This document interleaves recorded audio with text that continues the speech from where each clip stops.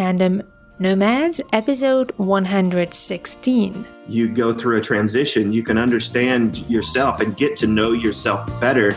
You really get to see yourself. Hello, Nomad Nation. Welcome to Tandem Nomads, the podcast show and entrepreneurship platform where you can find great inspiration and tips to grow your portable business and thrive in your global nomadic life. This is your host, Amel Deregi. I'm a marketing and business coach and your host in the show. So in this journey of moving from a country to another, we try to do our best to integrate and transition from a culture to another. And that's an important aspect when we try to build our businesses on the move, because at the end of the day, we also want to make the best of that experience in that country. And it becomes part of our identity to be people on the move. So I wanted to bring to you one of the best experts and great writer about these topics of transition and identity as expats and when global nomads, Jerry Jones. So Jerry, welcome to the Tandem Nomad Show. And are you ready for this ride? Oh my, Amel, I'm looking forward to this. I'm really excited about this. Me too. Thanks so much for coming in the show. So Nomad Nation, if you don't know Jerry Jones yet, Jerry Jones is an American transition specialist with the company Leadership Development International. And he lives with his wife and two children in Qingdao, China. Did I pronounce it well? Close enough. Yeah, you're Tell close me, enough. how do I pronounce that? It's Qingdao. Qingdao. Yeah, There we go. It's not fair though. It doesn't use traditional spelling. All right. So Jerry, you provide training and coaching for individuals, families, schools, and companies who are wrestling through the challenges of life and work in cross-cultural context. So Nomad Nation, Jerry also writes and develops resources designed specifically for the expat world. He loves to dig deep into the nuances, and you'll see it today, of discovering joy and rhythm in the chaos of transition and change. His work can be found on thecultureblend.com. So Jerry, I would love you to tell us before we dig deep into the topics of transition, where you can share with us some of your tips and help our global nomads to deal with transition. Could you take us through your own transition on the move? How did you, what kind of transition did you go to yourself personally with your family? And how did that go for you? You know, it's such an interesting question because at this point, I think the question I have then is which one, which transition, because it's been ongoing. It's when we started this thing, it was my wife and I and our 3-year-old daughter, and she just turned 15. And since then we've lived in 3 different cities in China. We've repatriated. We went back to the States for 2 years, and then I don't even know how you say it. We re-expatriated. We came back to China after that 2 years. Before that, we spent a year adopting our son, and during that time, we were back in the States. And so there's been so much back and forth, and so many new places and adjustments, transitions and each one has taken on its own life. It carries with it all the characteristics of transition, but it's been completely different based on the differences in our family, and as we have grown, our experiences have changed dramatically. Yeah. So actually, I want to jump on what you said briefly about the transitions you went through in your family, because I think on top of the culture transitions, you have been through repatriating, expatriating, moving in completely different cultures than yours. You also went through an interesting transition in your own family, and you write about it so beautifully in your blog. Could you please take us through that? I would love it to hear it from your words. What do you mean by that transition in your family? Yeah. So I think the reality of doing this adventure, doing this life together, is that you get to experience different versions of the same people over time. And so, like that kid that got married when he was 23 years old is a it's a completely different person. That was half of my life ago. That was a long time ago. And so my wife has actually gotten different versions of me over our time together. And then our family in the same way. Like it was the two of us, and we're doing life together and we're figuring things out. And then all of a sudden we've got this little girl, and we went through the process. We adopted her from China. We lived in America and we adopted her from China. And so like that was a major transition, and it was a different version of us. We became a different thing as the three of us. And then 6 years later, we had moved to China and we adopted this little boy from America. And so we do things Amazing. the hard way all the time. Yeah. But it was like, okay, now here comes a different version of our family. This is who we are with this little boy. And then all of that kind of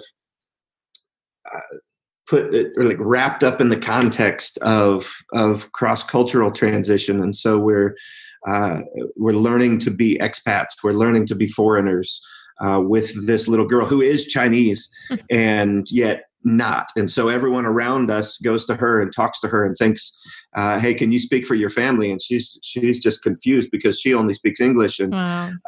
and then it happens again with this little boy who his birth father was African American, his birth mother was Caucasian. So he looks different than all of us, and so we're this walking freak storm. We don't look normal here, and so in all of that, there's this nuance of becoming different as a family and changing. And now we're growing. We've got a teenager, we've got a high schooler, we've got this little boy who's navigating third grade, and so it like the story is just constantly changing. The narrative around all of it of who we are is just completely different, and it never stops. Absolutely fascinating, Jerry. Really, I've always been fascinated by your own family story. And on top of the complexity of culture transition and repatriation, re-expatriation, on top of it, as you explained so beautifully, you have made some amazing choices to adopt from different cultures and different backgrounds. And so the complexity of the transition that you have been through as a family is just so beautiful. And I cannot think of a better expert than you to talk about transition. I don't think it's a coincidence that now you became an expert on this matter. So what would be, there's so many questions I want to ask you about your personal experience, but let's go maybe more onto in general, and maybe sometimes you could like illustrate with your own experience if you want. But what would be for you? There's so many challenges that can come with these transitions in different cultures. When you work with people about this, what are the biggest challenges you see that people struggle with when they transition from a culture to another, but also when they try to settle in a place?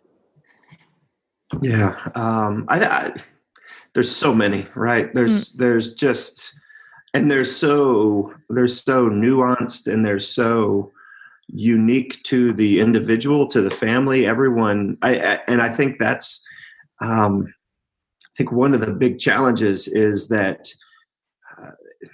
we can prepare ourselves, we can get ready for the big change, but we have to do that based on something. We have to do that based on information that we can draw from other sources. We can talk to people who have done this before. I'm talking about before we make a transition. We can read books. We can YouTube every video. We can find out a lot of things, but we can never get specific. Mm-hmm. So we can understand that maybe, for example, we can go to a training and someone can tell us that one of the biggest challenges is actually relational. So the reason people struggle is not always because of those specific pieces of culture. It's not eating with chopsticks or your hands or even speaking a different language, although those can be major transitions. A lot of times what it is it's the person on your team that drives you crazy. It's their personality. It's their own transition. And as they go through their experience and that bumps into yours, that's challenging. So you can learn that at the training before you go abroad. but you don't have a face and a name and a situation yet. And when you run into that situation, and when you meet this guy and he does something really annoying or painful or frustrating, then you've got your story, and that's what you take home with you. And then that all smashed together with the realities of the stuff they told you about at the training, the culture shock or the culture stress or the overflowing cup and the different things that you were prepared for. When it gets specific, that's when kind of the rubber meets the road, and it gets really challenging. So what I hear from what you're saying is that, okay, I'm interpreting with my words, so correct me. But what I hear is that, okay, there are a lot of tools out there to prepare a transition. There's a lot of trainings and a lot of tools. But once we get to the practicalities of it, and once we get to the facts of it, and we are in the midst of it, that's a whole different ball game. Are you saying that? Right. Yeah, absolutely. And don't hear me say that the trainings aren't important, that the preparation isn't important. I think, first of all, that's my job. So let's don't get those people fired. But they can only go so far, right? You can prepare the general idea, and you can get into the broad stroke transitions that all of us go through. But when you actually arrive, and then you have all of the details that kind of fill in the blanks that comes with those trainings and that preparation, that's when it gets real. And then like maybe another layer added to that is your own personality. And so you can explore that before you go through a transition. You can understand yourself and get to know yourself better. But you really get to see yourself when you are in transition, and you get to see it's not always the best version. It's rarely the best version of yourself. Yeah, that's interesting. I want to come back on the fact that we don't need training, because at the end, that's not. I did not say that. You did not say that. And actually, I want to emphasize on that, because it's hard. Yeah. It's already difficult enough when we're prepared. So let's imagine when we're not. So this is how I would put it. Absolutely. That's for sure. So I actually think that people are not enough trained. It's not that of a common thing to get trained, to be honest with you. In our field, you're right. And because we deal with these fields, we have the feeling that it's a common thing, and I can tell you it's not. People are not preparing enough their moves. And this is why it leads to a lot of tensions in the family. And I think at the end of the day, I'm interested in how do we build quote unquote balance, or that, again, I don't believe in balance, but how do we make that transition smoother for us as a parent, as kids, and as entrepreneur who try to manage all of this while running a business and going through a transition. So, but I think what we need now is more very practical examples of things that can get you crazy in the middle of a transition and how we can get, like you said, the worst of us can come up. And I can put myself here on the spotlight, just showing you that it's been now 4 years. Yes, please. 4 years that I'm in the US. And I think that my transition to New York was one of the most difficult transition my whole life. And I've been moving my whole life. And I think what I've realized was I did not expect it. And this is why it hit me so hard. First of all, I spoke the language. I felt no pressure. I was like, this is going to be easy peasy because I speak English. I'm living in America and I live culture America. And I don't have an American accent, but I'm close to an American accent more than a British one for sure. So I was like, there's no way I will have any issues there, and my marketing background, and it's my place, and I came out and it hit me so bad. Yeah. It hit me so bad. First of all, I learned one thing was, there's an expression that the Germans and the Austrians exchange is like our biggest, difference, and the biggest thing that separates us is our common language. Mm. Yeah, that's so And good. because I speak English like a local in New York, people would not understand that I'm actually not from here, and I did not get all the customs. For example, people who tell you, "Oh, let's have lunch," I say, "Oh, great. So, are you available Wednesday?" And people like look at you, "Oh my God, she's pushy." I'm like, "What?" Like here, if you say let's have lunch, it doesn't mean we'll have lunch. It just means I like Right. you, but I don't know. Let's see, you know. So Right. I had so many stories like that, and my expectations were so high that I was really mad. I was really mad at people here, and Yeah. I would tell them things so openly that I get, I think, a lot of enemies and people who did not like me my first year in New York. So, like you said, it brought the worst part of my character. And at the same Right. time, that has also affected my business because I was not the best me in a way. So Sure. fix me. What should I do? No, I can't fix you. I can resonate with you. I can, because I think of all of those transitions that I just spoke about, the hardest one for me was going back to the place that I was most familiar with. When we moved back to America, it was, and that's where I grew up. I don't have I've been moving my whole life. I haven't been doing transition my whole life. Our first major transition was China. And yet when we went back to the States, it was that same thing that you just said of, I didn't expect it to be so challenging. I thought I was going back to what I knew. For the first time in 7 years, I could read everything. I could understand everything. I could talk to everybody. And that made the incompetence feel so much bigger. It's like, I'm supposed to be, this is where I should be more competent than ever. And certainly more than I have been in China. But I don't know where to find groceries unless somebody tells me this is a new city, it's a new place, and I just, all those little itty bitty things. I couldn't remember how to use my debit card. It was these little bitty things that were inflated. When I moved to China, that's expected, and everyone looking at me expects me to be the foreigner and thinks, well, this guy, of course he doesn't know anything. He's not supposed to know anything. But then when I'm with my people, there was no grace. There was no understanding of why I am so ignorant. And wrapping my head around that was really, really painful. So what did you do to deal with it? As a professional, Yeah. what would you also encourage others to do in this situation?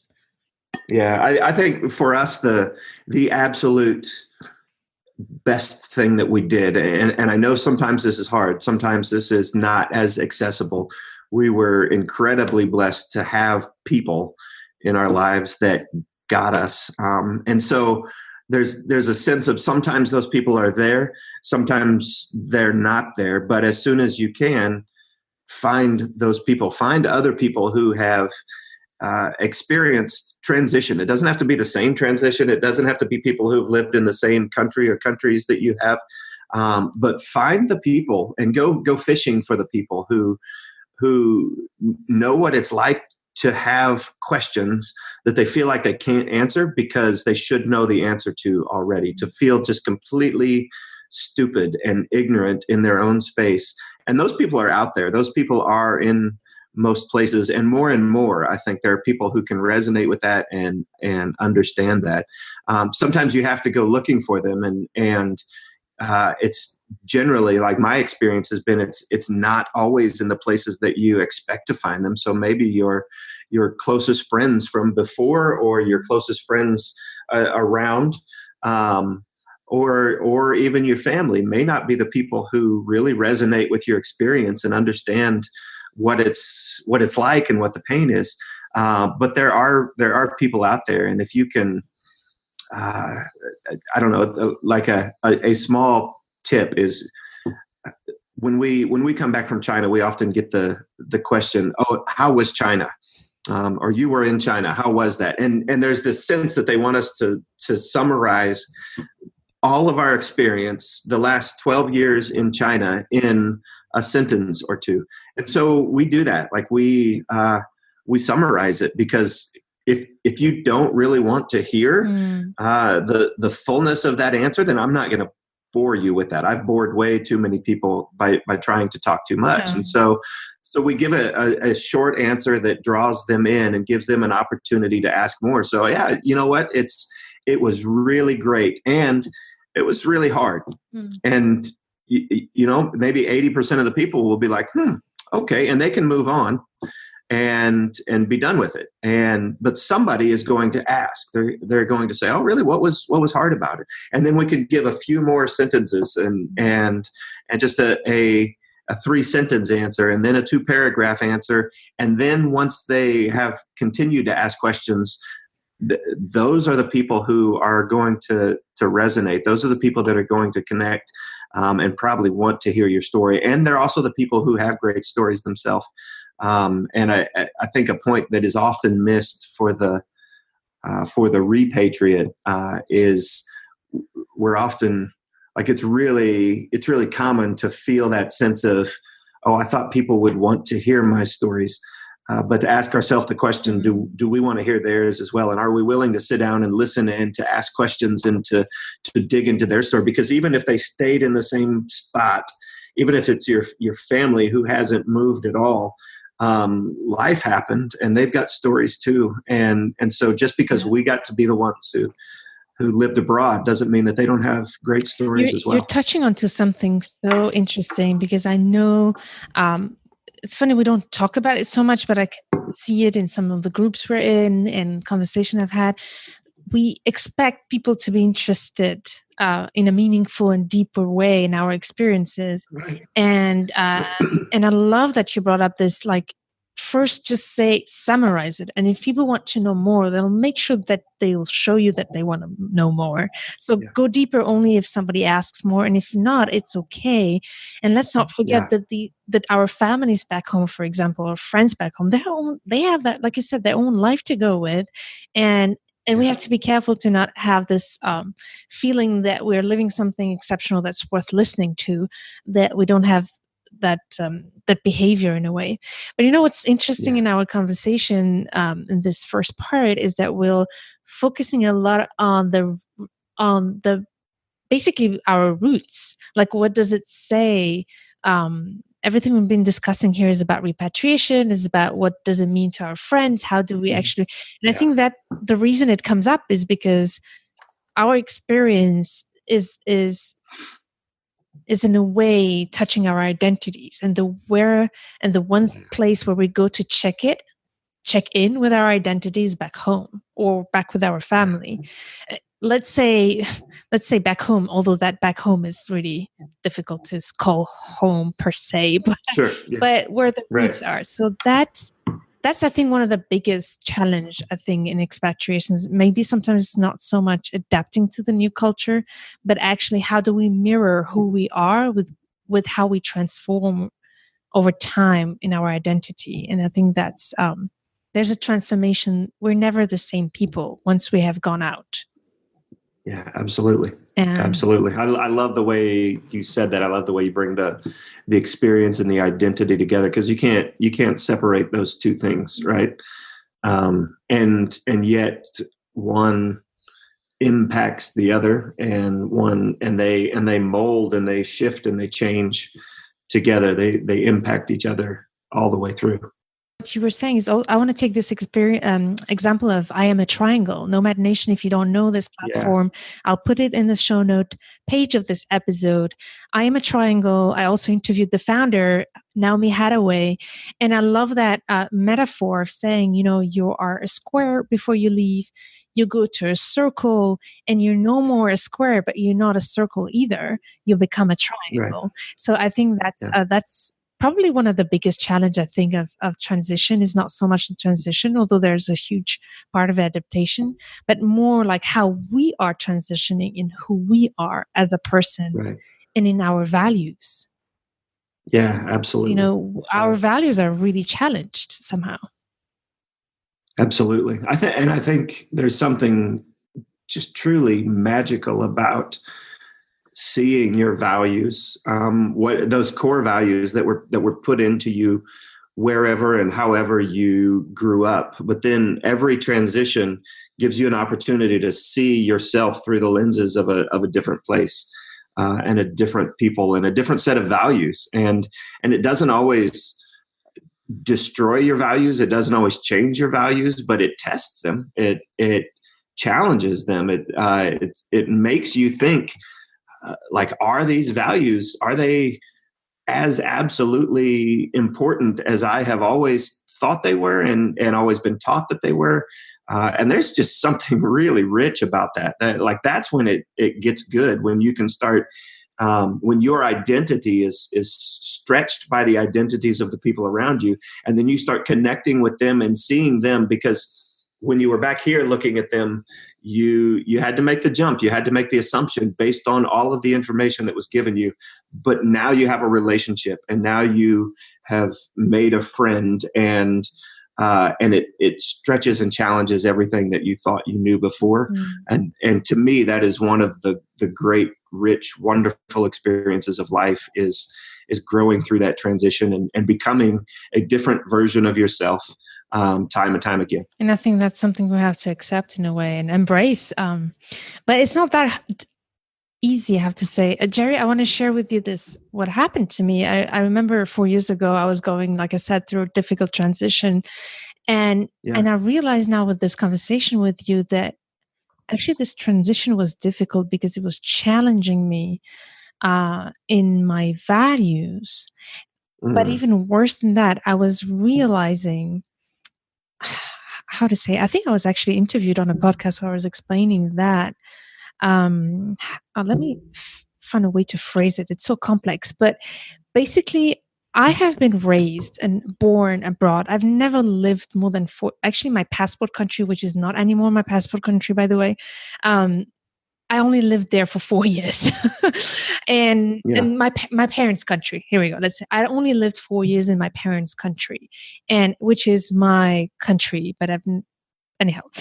And what has happened, my identity as a person was all about adaptation, was all about adapting to the others. So I would metamorphose, I would be a chameleon and adapt to the values of wherever I was. And then here I am, arriving in my 30s in a city where I thought I was back to my values, and then I realized, but actually, what are my values? Right. I don't know. I was. So what'd you find out? What'd you discover? I just oh God, we're not going into therapy, are we? Just a question. No. So I had to work hard on this question. Where are my values? Because I have spent my whole life adapting my values to others. And I think the biggest learning lesson for me was to say, first of all, it's okay if it's not clear. Yeah, it's actually that's so good. It's okay. I learned to embrace the grayness of it can't be black or white. It's gray, and I just make sure that with the people I trust, that I make sure that they know that I'm looking for that. I have a friend in New York, and poor girl, she's like an American from Cincinnati, and she's amazing. And I would keep telling her, I'm really struggling with knowing how to behave in certain situations because it's against some things I'm comfortable with. So please bear with me because I'm learning how to deal with this. Right. I'm learning how to behave when things are not working for me somehow. So that was the first thing. And the second, at the end of the day, for me, it was at the end of the day, there's one value that should be universal, is respect and care for others. And as long as everything I do is based on that, I should not get too, I should be safe in a way if I just try to focus when I struggle on that. So far, that's as far as I got. It's still a work in progress. So but I have to say, being a Muslim myself, and coming from I had to work a lot on all my values and decide that there are certain things that I would not accept is when respect is not there, or I see that somebody is really careless. But the rest, especially nowadays with the polarization and everything, I'm learning a lot that it's time to listen more than talk. And that can also be done. Yeah, that's so good. It's so good because, as you're talking, I think the thing that jumps out to me is, yes, at the core, there's this there's this respect that has to be there, and when that falls apart, everything else falls apart. That's where all of our challenges come from, right? That's where the foreigner who goes into a new country and tries to take over and tries to do things his or her own way, and tries to force a local culture to bend themselves and shape themselves around their culture because they can't handle the change and the transition. That's a mess. And it goes deeper than that. It's where hate and racism and bigotry and all of that, when respect crumbles, all of that stuff happens. But then when you're only looking at the surface, we all express respect in different ways. And so it's not as easy as just saying respect me, because the way that I was taught to respect people and the way that it was demanded that I respect people. And so it's packed into my core, into the core of who I am. The actions that I use to express that are different than another culture. And so when they do something that expresses respect in the way that they were taught and it was packed into their core, sometimes I read it as disrespect. And so I think one of the key pieces of respect is what you're saying. Just sit down and listen first. Start listening. Start embracing your own ignorance. Not stupidity, but just the fact that we don't know, and sit down and listen until we begin to know and begin to understand and recognize that what's actually happening, it may actually be respect. It may not be as disrespectful as it feels. I think one great example is something that we see here in the international school experience is we'll have often Western teachers who come over, and we have a lot of, I won't name the country, but Asian students, and the way that they see respect is completely different. And so the teacher will have a student who is misbehaving. He'll say, "Hey, go out into the hallway and I'll come talk to you in a minute." And then he comes out and talks, and the student just looks straight at the ground and will not look at him.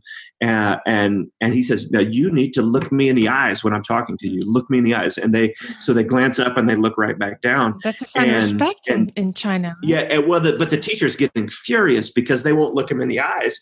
And yet what's been packed into them all of their life is you don't ever look an elder in the eye. You don't look your teacher in the eye. That's a sign of disrespect. And so we're looking at exactly the same thing, respect, and we see something completely different.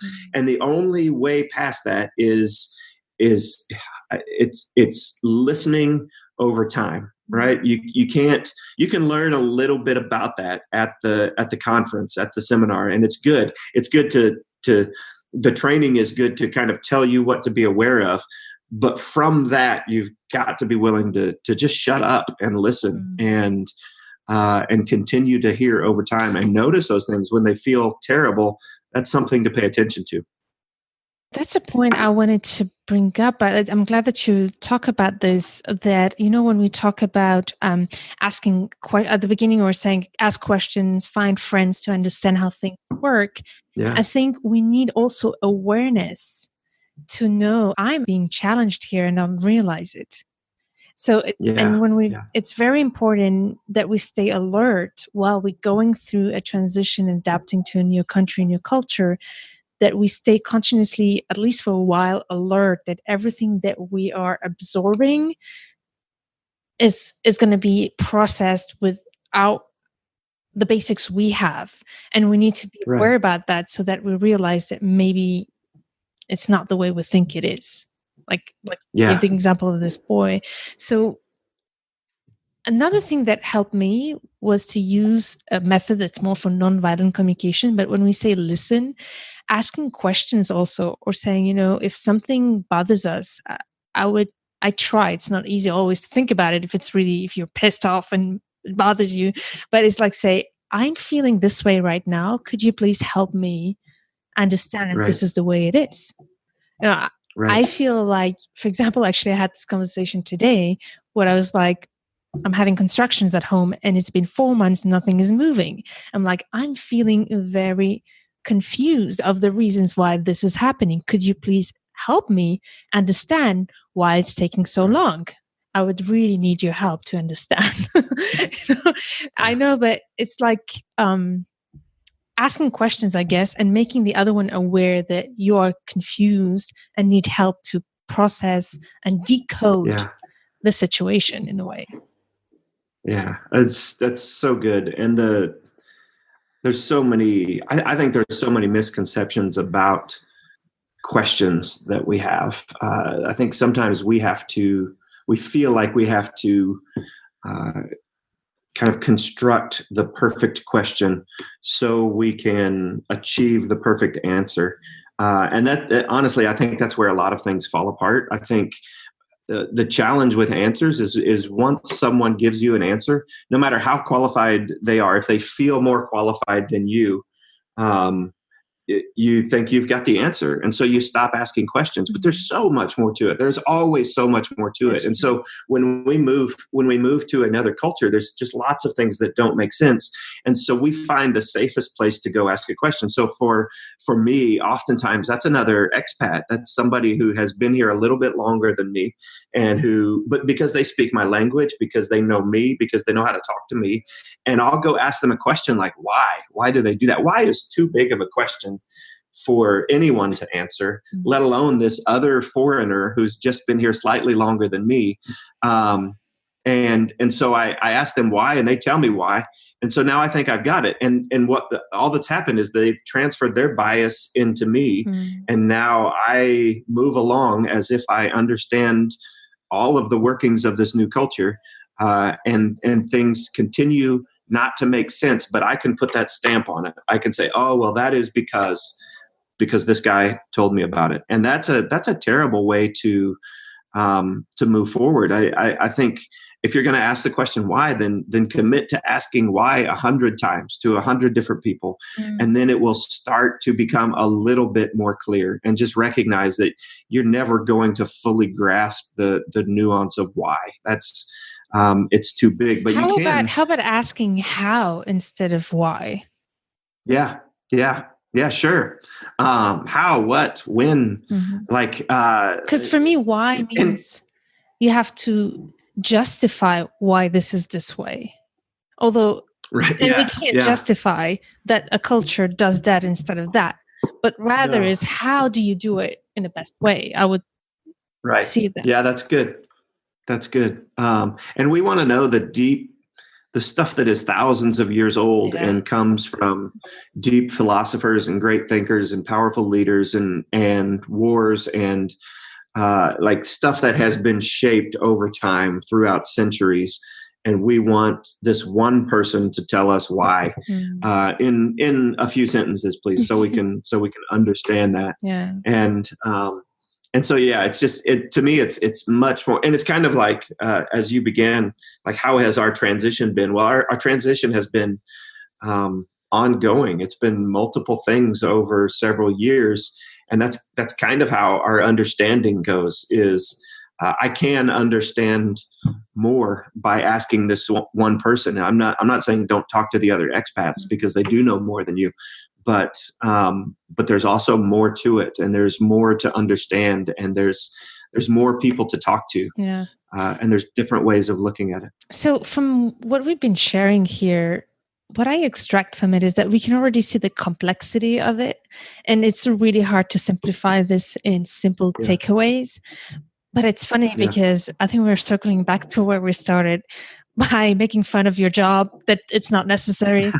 Because actually what it's telling me right now, this conversation, it is so complex that we have to actually get to learn the codes of the countries where we're moving to. I think that would be the first thing. Like, let's learn at least what's easy to learn, some of the simple customs and codes. And I do strongly believe we're not doing it enough. We're not preparing enough our moves and getting to learn at least the basics of the codes. For example, with the eye contact, with the body language, with and then absolutely back home, being aware that we're not the center of attention, and that back home we also need to relearn again the codes, because I think we get to forget those codes. We've switched, right? We did that thing where And again, like I want to reiterate or maybe iterate if we haven't said it already that we've noticed a tremendous difference in the people on our teams, in the people who go through training, the people who are prepared coming in, versus the people who don't get that training. It is night and day, and it makes such a huge difference. But it doesn't make them experts coming in. It gives them a foundation to start asking questions and to start building their understanding. And if we can set them up in training as people who are incessantly curious and just realize that this is going to be ongoing and ever changing, then they're set up to do this really well. The people who are not prepared for that have a really hard time. But you can get that training. You can get the training about the body language and all of that, and you can begin to make the adjustments in your mind so that when it happens, it throws up this red flag and it's confusing and it makes you frustrated. But you're like, oh, that's what they were talking about. Exactly. And you can know it, but then it takes multiple exposures to that, sometimes months and years, for you to make the adjustments necessary to not feel the same frustration, because in your core that means something different. And then when you repatriate, when you go back to a familiar place, you've switched your coding, and now you're doing things a different way, and they're doing it the way they always have, or the way that you used to, and it's strange again, right? And so even being prepared for that, we do training for our staff as they leave our company and prepare them to leave well as well. Yeah, that's so preparation to arrive and preparation to leave. So basically, training is important. We just saved your job. Very good. Thank you so much. But and I would say let's get prepared for arrival, for departure, but also let's be aware of it in the midst of it, because there's something happening in the middle, which means transformation. It means that we're transforming as a person, and we just have to embrace it because our values are transforming and who we are is transforming. We have to embrace it. That's the good stuff. That's the good stuff. But I have, before we end this interview and this amazing exchange that could be endless, I actually have a very difficult question, but I'm going to try, because we see how difficult it is to build our identity and rebuild it and know our values and what we stand for. How do we do it then when we have kids to raise? So how are you doing it? Because you're the perfect, I don't know. You're the perfect example of living on the move, multiple identity. Plus, you have 2 kids who are adopted from cross countries, and it's just an amazing cross culture mixture that you have in your own family. So, how do you share and build your family values and culture through that? Yeah, Amel, that's such a good question. My first year in China, a guy he shared an illustration with me, and he said airline pilots spend, I forget what the number was, but it was really high. It was like 83% of their time off course, and so they're constantly doing this, and that it doesn't make sense, because if you're a little bit off course at the beginning of the journey, then you land at a different airport. You don't even get close, because the farther out you go, it spreads farther and farther apart. And so his question that he was proposing was, then how do you always end up at the airport that you're supposed to go to? And the answer is there's a constant course correction. I'm a little bit off here, and I bring it back and I bring it back. And I think more than anything, there's lots of answers to the question that you just asked, but it's too complex and it's too hard. And the reality is that we all struggle with this. And as parents, like, if you're the perfect parent, then don't talk to me. I really don't want to hear about it. And none of the rest of us do either, because we're all struggling and it's hard. And so I think, the constant recognition that as we go through these multiple transitions and these multiple, because even if you're living cross culturally and you stay in one place, everything changes around you much more than it does where I come from, for sure. So we're going through this journey together as a family, and things keep changing, and we just have to keep coming back to our center. We have to keep coming back to the things that we know are absolutely true, the things that we value for our family. We have to So keep asking questions. how do you define that? What do you value for your family? What Yeah. is it that you value for your family? We value a stability in the chaos. Oh, wow. Yeah. And it sounds completely I contradictory to the love that. lifestyle that we have chosen, right? Because there is no stability in our geography. It keeps changing. There's no stability in our there's some stability in our community, but that keeps changing as well. Every year we say goodbye to a lot of people. 30 plus people from our team in our city left just last year. Those are our That's friends. hard. Those are the people that we love and that we're doing community with. And so that's always changing. And so how do you find stability in that? Stability comes from the inside out. And so the routines that we do with our kids stay the same, whether we are in China or in America, or if we're traveling somewhere else. If we move to Mars, the routines stay the same. The traditions, they have to shift a little bit. They change, but we keep the core the same, and we find little pieces. So one of the things that we do is pizza and popcorn for family night, and we come back, and we'll if we go someplace where that's not as easy to find, we do the best that we can, and we come back. Right now, we haven't had popcorn for a while. It's just been pizza.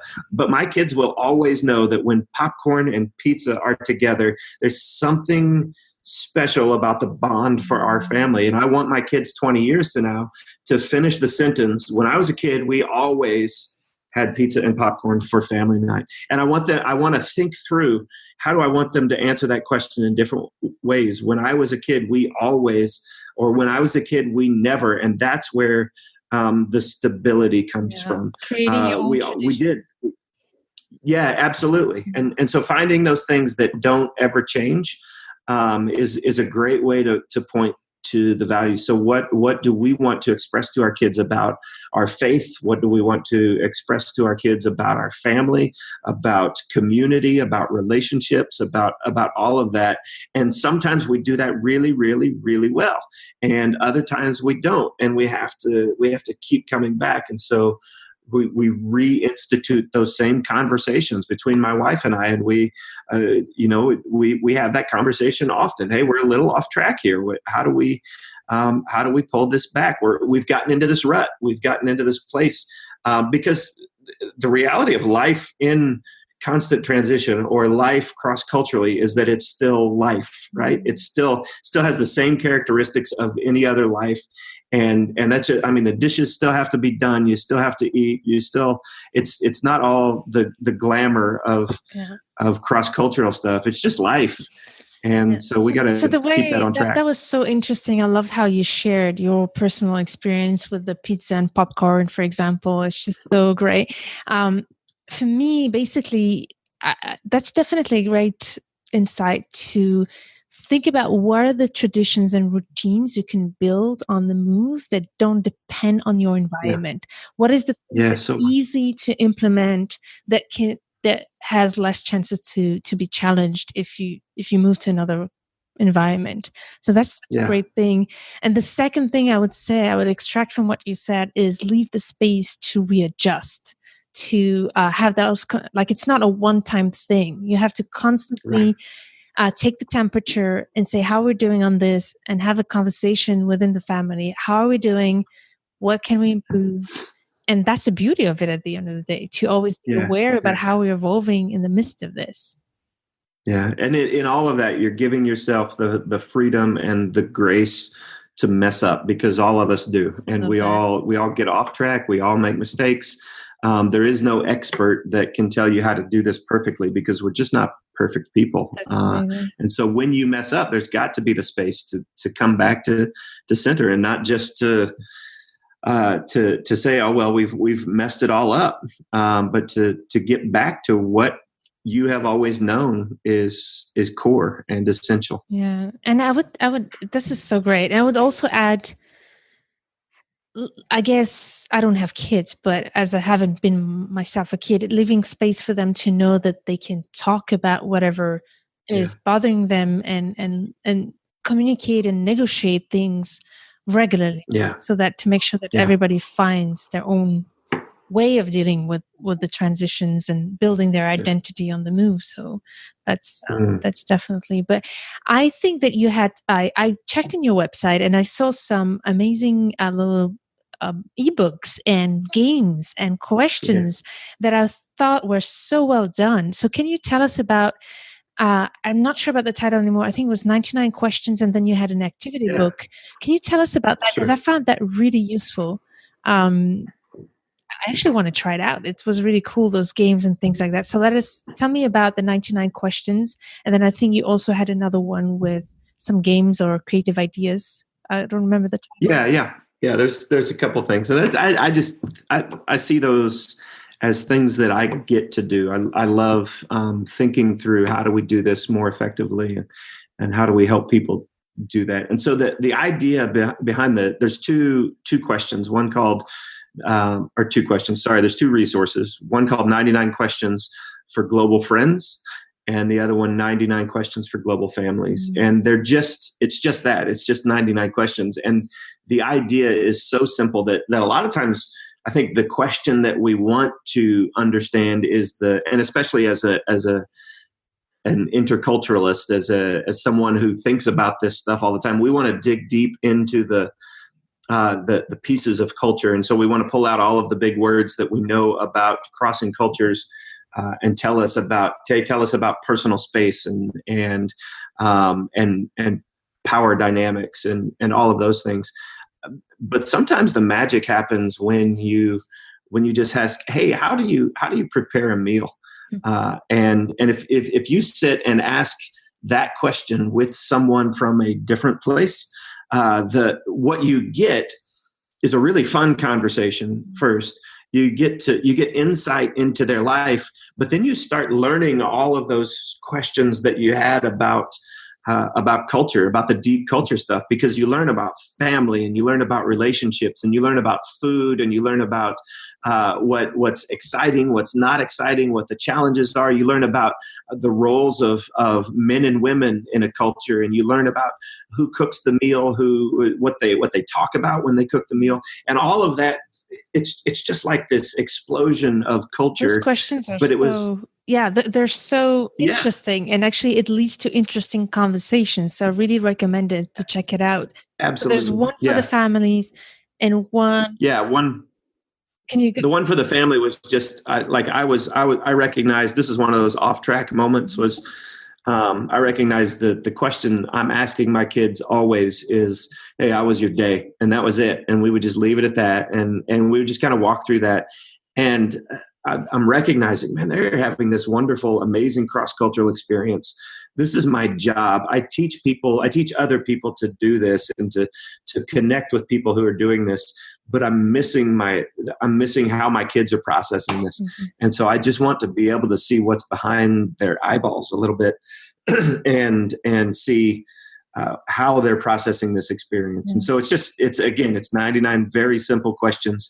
But if you sit and listen to your kids, you'll understand them more and the way that they see this world. It's fascinating, really. So I really encourage you, Nomad Nation, to check it out. I think it's on your website is the culture. Yes, yeah. Can you thecultureblend.com? thecultureblend.com, all smashed together. All smashed together. Nomad Nation, you want to go there and download those 99 questions. And also you have an interesting creative activity book on creative activities. Sorry. What was the title of that ebook? It's been a while, Amel. I don't know. Creative Abroad, maybe. It's just some fun little things that. One example of an activity, just to... having a conversation with your kids and figuring out what are your family values, what are those core pieces, mm-hmm. And then making a family flag, because flags are expressions of the personality of a nation and the values of a nation.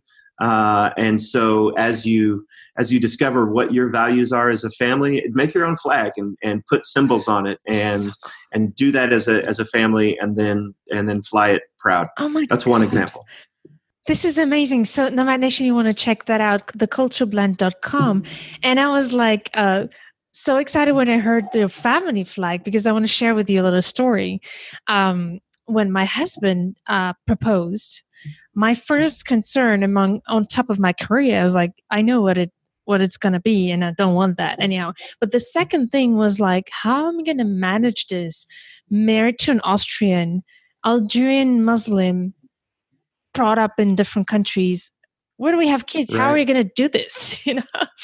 And Sure. and when we got married, I said to my husband, I have an idea. I really want us to have a symbol for what we stand for before we get married. So we worked together. That's and good. We discussed our values for a few hours. And what happened is that we made our wedding rings out of this symbol.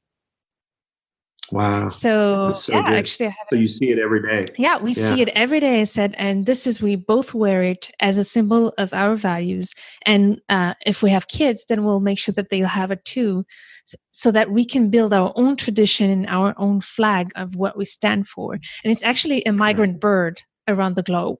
Oh wow! That's so good. Yeah, so you can see it here. There we go. Oh, wow.